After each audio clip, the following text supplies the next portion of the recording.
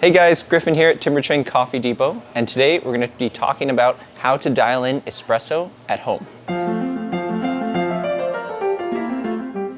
So you've just got a new bag of coffee and it's not quite tasting right, or you just got a new espresso machine and you're not exactly sure what to do with it.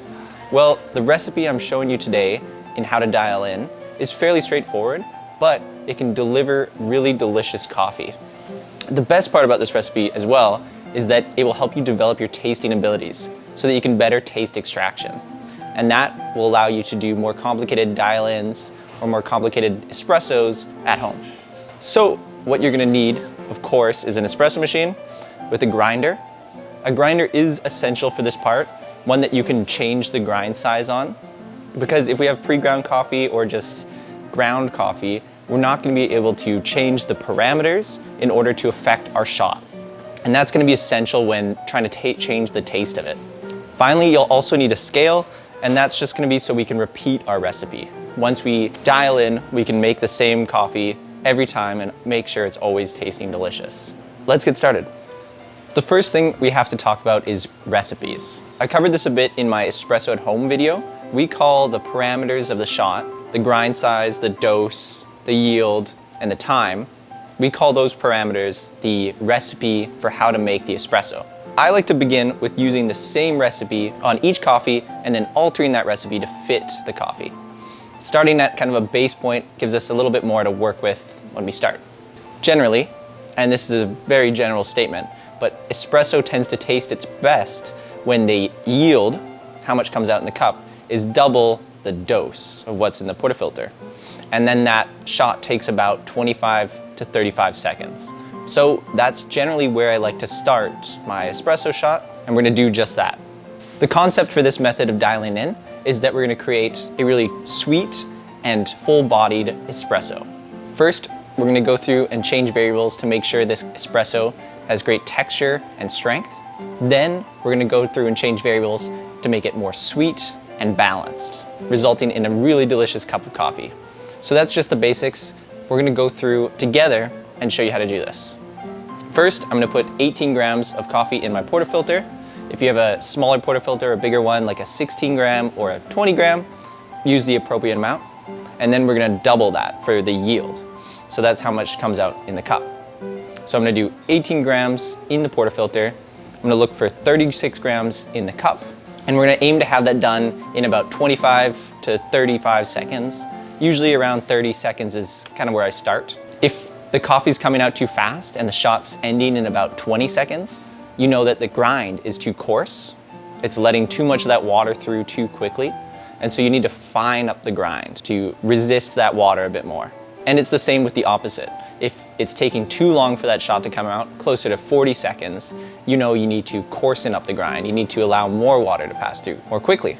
So I'm gonna pull my shot, aim for that recipe, then we're gonna taste it together and see where we go from there.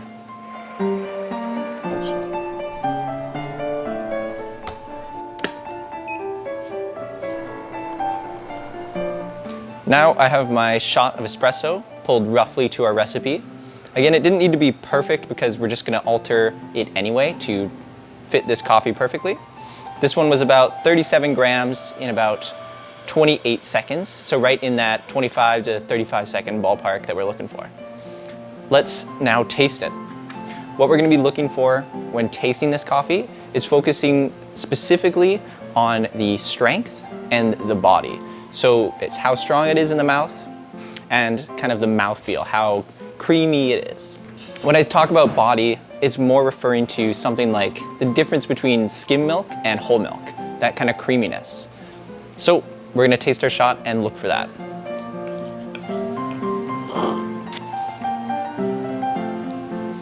So when tasting, we're gonna try and ignore any other factors like acidity or sweetness for now. We're really just focusing on that texture.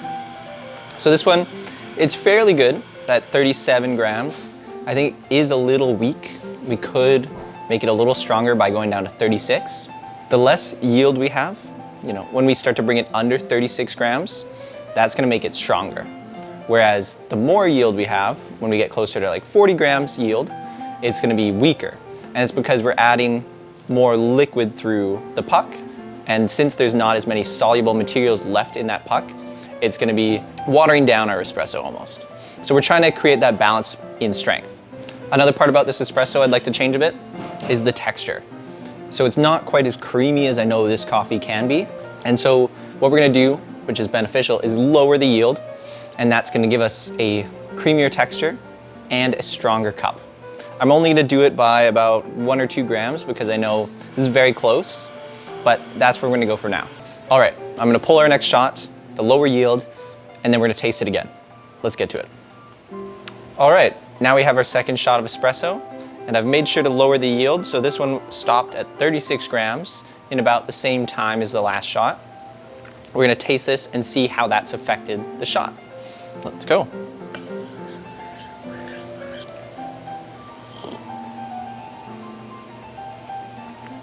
All right, tasting this one, definitely stronger, definitely more texture, you know, closer to kind of like a whole milk.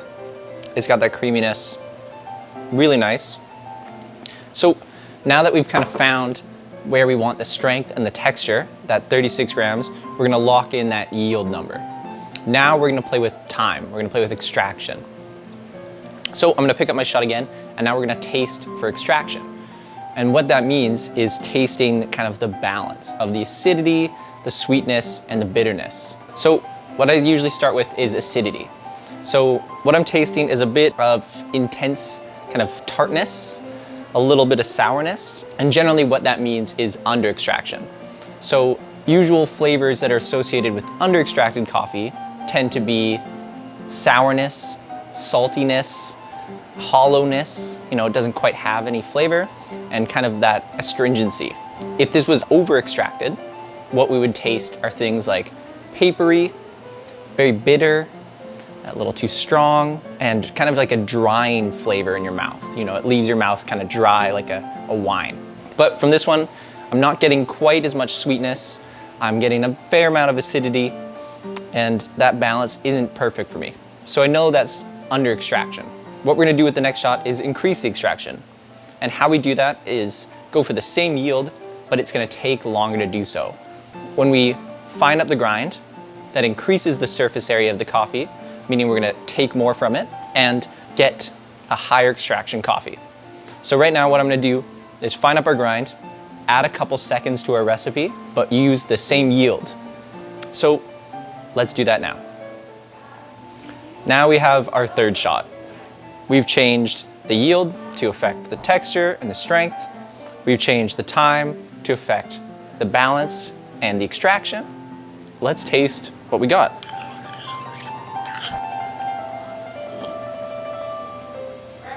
So I'm getting tons of more aromatics from this. It really smells like sweet chocolate. The balance is a lot better. Kind of everything's in line a lot more. You know, nice sweetness, nice kind of dark cacao finish. It's a nice lingering finish. And the acidity is present, but it's not overpowering. And the texture and the body go really well together with kind of the sweetness. So it's nice and creamy, tons of flavor, nice aftertaste, really delicious shot of espresso. Congratulations, you just created your own custom espresso recipe. Now, this will change as the coffee ages, and it will change when you use different coffees, but now you have the skills to create your own recipe. And if you're not satisfied with your third cup of espresso, you can go back and change it. You know how to change the yield to affect the texture and the body, and you know how to change the time to affect the extraction and the balance. So if you're not super satisfied with this, definitely feel free to change it again, but this is the basics on how to create a really tasty, really sweet shot of espresso. If you're having issues with your extraction and you're tasting over and under extraction at the same time, such as sourness and paperiness or saltiness and astringency, that could mean that you're getting channels or you're getting uneven extraction in the puck. In that case, what I'd say to do is pull another shot, but be very careful about your dosing and your distribution, and you should fix that problem. If not, you may need to reduce the grind size to make it a bit more even. Espresso is pretty tricky. and it may take you some time before you perfect your tasting abilities, but with this method, you'll be able to get espresso that has tons of texture, balance, and a really great sweetness. If you have any questions about this recipe, or you'd like to see me do a little bit more in-depth recipe, let me know in the comments. For now, thank you guys so much for watching.